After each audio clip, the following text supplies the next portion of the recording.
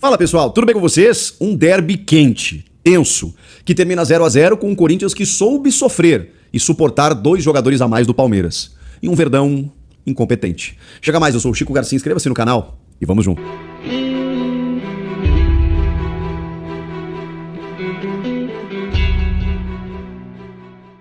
A gente tem que analisar esse jogo de 2 maneiras, rapaziada. É claro que o Corinthians ele teve os seus méritos e ele foi, cara, gigantesco no processo todo de você suportar um líder do campeonato, um adversário qualificado como é o Palmeiras, um derby, um clássico, sempre um jogo em que é muito difícil você perder pro rival e você suportar um jogador a menos durante muito tempo, 2 jogadores a menos durante outro tempo, é muito difícil e o Corinthians conseguiu isso. Quando a bola passou pela defesa, lá estava o gigantesco Hugo Souza, que fez algumas defesas muito importantes.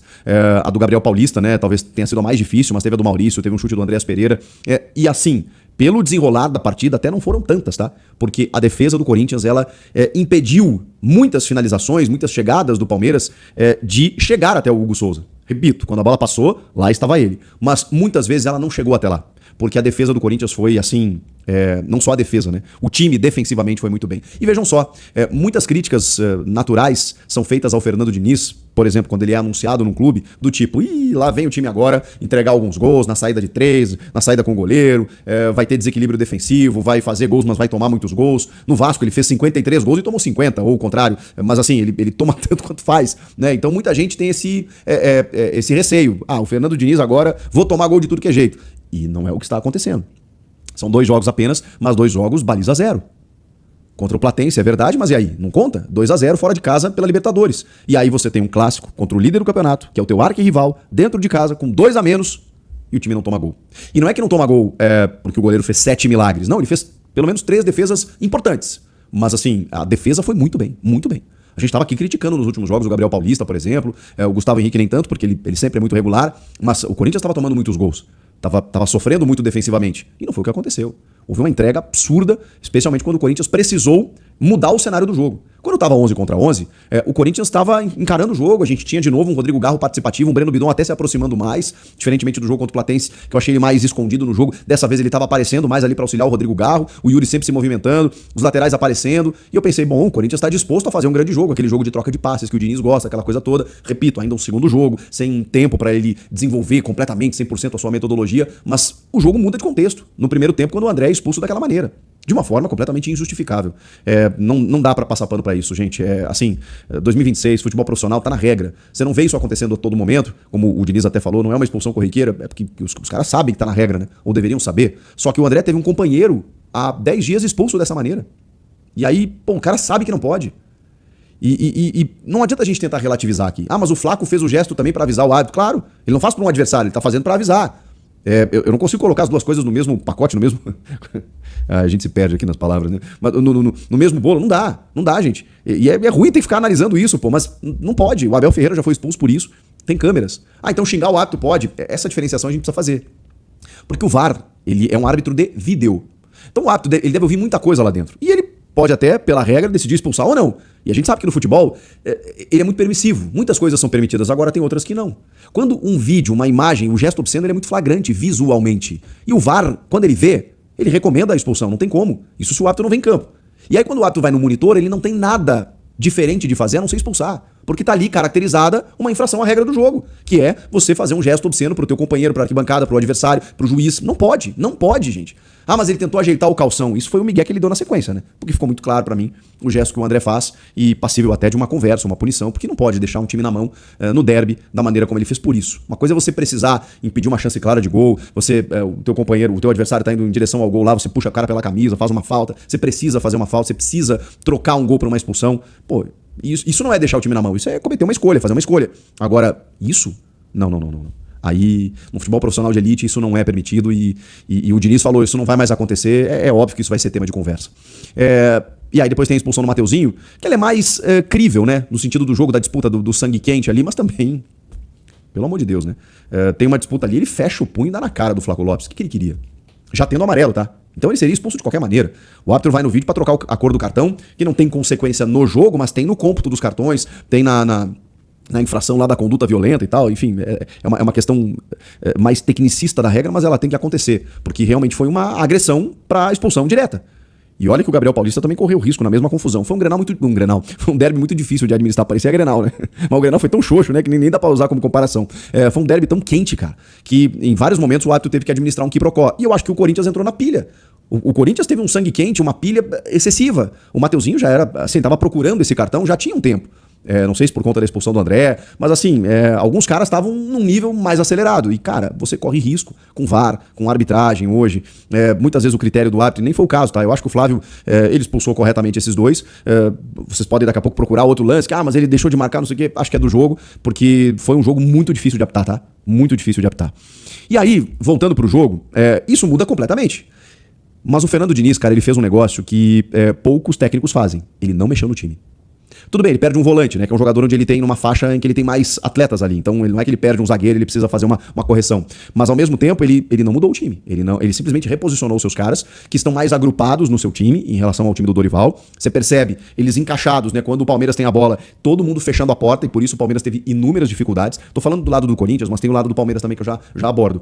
E o Corinthians tem esse mérito. Porque também é importante dizer, o Corinthians se defendeu muito bem, com um jogador a menos, com 2 jogadores a menos. Quando ele perde o segundo jogador, que é o lateral, que é o Mateuzinho, ele faz uma troca. Ele sacrifica o Rodrigo Garro para colocar o Carrijo pelo lado do campo para fechar o espaço do Sousa que estava caindo por ali. Porque senão ele deixa aquele corredor aberto e aí um Deus nos acuda. Então essa correção ele precisou fazer. E foram as únicas trocas que ele fez no jogo.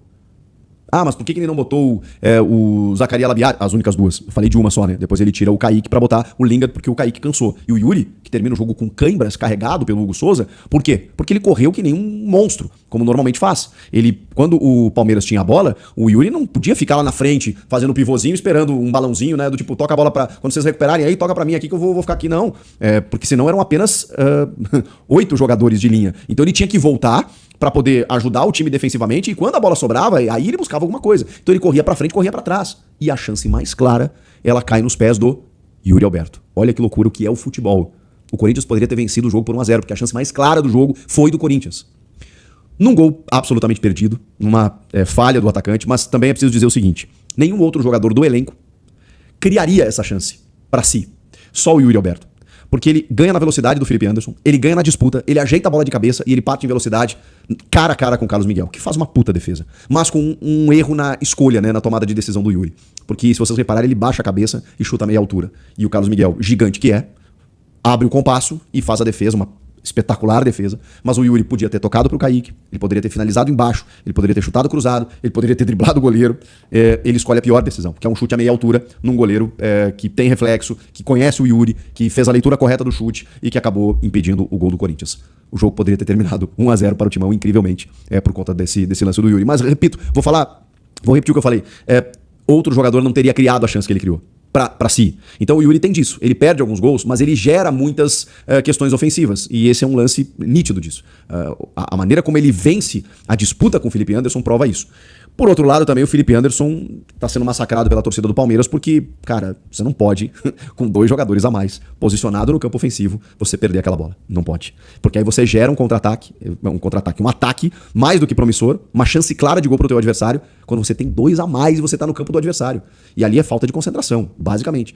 Então, o Palmeiras ele foi muito incompetente para conseguir o resultado. A gente está falando do líder do campeonato, que tem qualidade técnica, que tem jogadores capazes de resolver lances difíceis e foi muito morno o Palmeiras no jogo. O Palmeiras finalizou pouco e quando finalizou foi realmente bloqueado pelo Corinthians, mas é um time que precisa encontrar soluções. Por mais que o adversário esteja fechado. A gente está falando de 2 jogadores a mais durante boa parte do jogo. E isso é inadmissível para um time que quer ser campeão e que está ponteando aí no campeonato hoje com 6 pontos de diferença do vice-líder, que é o Flamengo. E ainda assim cedendo uma chance clara de gol pro Corinthians. Então, o Palmeiras, ele sai chamuscado desse jogo. É que a condição de tabela lhe permite uma certa tranquilidade. Já o Corinthians, ele sai um pouco fortalecido, porque apesar do contexto ruim, que a gente tá falando de vários jogos sem vitória no Brasileiro, né? Ganhou do Platense pela Libertadores, mas no Brasileiro é ruim, é uma campanha ruim, é um momento instável, é 16º colocado. O contexto não é legal. Mas a gente tem que entender o momento. O momento é de um técnico que chegou agora, tá no seu 2º jogo, não tomou gols ainda, tá invicto, né? Tem uma vitória fora de casa pela Libertadores e um empate nessa circunstância. Contra o maior rival, em casa, 2 jogadores a menos, resistindo até o fim e sendo competente defensivamente. Então tudo isso está dentro de uma expectativa melhor, de uma perspectiva melhor do Corinthians daqui para frente. no trabalho do Fernando Diniz, que não tem muito tempo, né, cara? Teve que reposicionar os caras hoje, manteve o mesmo time, porque ele tá com vários desfalques, né? E aí vai ter um jogo quarta-feira agora, de novo pela Libertadores, com esses jogadores que ele pode utilizar, o André e o Mateuzinho, mas contra o Vitória semana que vem, já não. Aí ele vai ter que buscar um resultado lá no Barradão, com desfalques. E aí ele vai ter que entender de que maneira ele vai escalar a lateral direita, o meio de campo, e também buscar um resultado positivo, já que a tabela no Campeonato Brasileiro, ela é perigosa. O Corinthians hoje tá na beira da zona do rebaixamento. Mas hoje, cara, não tinha como a gente esperar algo diferente pelo que aconteceu no jogo. 2 jogadores cometeram atos ruins, a famosa cagada, e aí você perde esses caras, deixa o time na mão. A partir dali você tem que sobreviver. Você tem que, cara, eu preciso passar por esse jogo. Eu preciso diminuir o ímpeto do adversário, que é qualificado, que é o meu arquirrival. E o que mais me surpreendeu e que me traz pontos positivos no jogo é que o Corinthians não aceitou perder esse jogo. O Corinthians não aceitou. Muitas vezes por uma pilha exagerada nas disputas, e por isso até, não só por isso, mas também acabou perdendo jogadores e teve jogadores amarelados e correu outros riscos no jogo, porque estava realmente envolvido com o jogo, mas também por conta de um aspecto tático fantástico. O Corinthians fechou a porta de várias maneiras, bloqueou as ruas que o Palmeiras buscava entrar e não conseguia nenhum êxito, né, para poder vencer o jogo. Então tem esse lado positivo. Fica difícil analisar o trabalho do Diniz, porque nesse segundo jogo, primeiro em casa e de uma maneira mais consistente, que a gente pudesse daqui a pouco entender de que maneira o Diniz quer propor um jeito de jogar do Corinthians, ele teve o seu plano abreviado no primeiro tempo, com a perda de um jogador, e no segundo tempo com a perda de outro. E aí você esquece um pouco o plano tático, o esquema de jogo, você vai pro tudo ou nada, você vai para se defender, você vai para buscar alguma coisa que seja o imponderável. E foi isso que o Corinthians fez, quase conseguindo, inclusive, o gol do Yuri Alberto. No final, tendo o Hugo Souza como um destaque, tendo a defesa como um destaque, foi o que deu para fazer. E o Palmeiras, repito, muito incompetente para poder buscar um resultado que lhe seria favorável diante de tudo que aconteceu na partida. O que vocês acharam do jogo? Quero que vocês comentem aqui se vocês estão gostando de algumas coisas, mesmo que, né, prejudicado aí, a análise prejudicada nesse início de trabalho do Diniz, e qual é a perspectiva que vocês têm pela frente, tá? Deixa o teu comentário, não deixa de se inscrever, estamos chegando em 1.200.000 inscritos, obrigado para todo mundo que está se inscrevendo aí, faltam menos de 10 mil pra gente bater essa meta. Obrigado, viu, pelo carinho, tamo junto e até a próxima. Tchau! Giro rápido, fiel. 0x0 heróico no derby. Com 2 a menos, Hugo fechou o gol e o Timão segurou o rival na raça. Yuri ainda quase guardou no fim. Curtiu a entrega? Comenta, deixa o like, vai Corinthians!